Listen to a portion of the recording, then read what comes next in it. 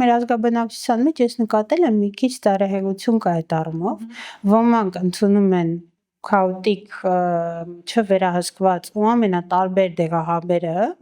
ու շատ, ոչ հիմնավոր, երբ որ կարելի էր վարքագծային ինչ-որ շտկում անել ու չունենալ կամ կանխել ցավը, ոմանք էլ խիստ խուսափում են նույնիսկ թիրախային և ցուցում ունեցող դեղամիջոցների, օպտիմալ, օրինակ դեղաչափից կամ տևողությունից։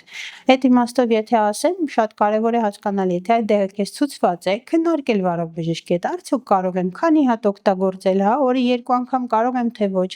նույնիսկ պլան B մշակել, չօգնեց, հետո ինչ պիտի անեմ, դա ևս կարևոր, գիտեք, շատերի հետ մենք զրուցում ենք, փորձում ես այդ 15-20 րոպեն բուժառն էլ դեռ չգիտի ինչ հարցեր քեզ տա։ Կարևոր է այդ հարցերը մշակել եւ հասկանալ, օրինակ, եթե սա չօգնեց, իմ հաջորդ քայլը որը պիտի լինի։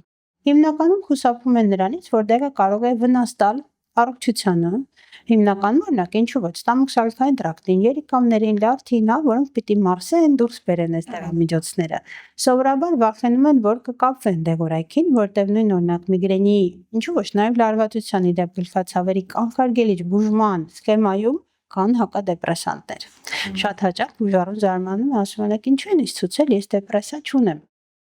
Բայց այո, մեխանիզմը քանի որ նման է, տագնապային խանգարումների, ստրեսի, դեպրեսիվ խանգարումների եւ առհասարակ ցավի մշակման, հենց այդտեղ է առանց խորանալու, այդ պաթոֆիզիոլոգիական process-ների մեջ, որ հակադեպրեսանտը նաեւ կարող է իրենց օգնել։ Հիմնական մտավախություն նաեւ դա է, ինչու պիտի խմեմ, բա որ իմ վարքագիծը, կենտրոնացումը փոխվի, որ ես կապվածություն ունենամ այս դեղորայքից եւ հիմնականում բացատրվում է, որ եթե օպտիմալ դեղաչափով եւ տևողությամբ դեղը ընդունվի, որպես կանոն կախվածություն չի զարգանալու, այլ միայն փոխվելու է կյանքի որակը դեպի լավը։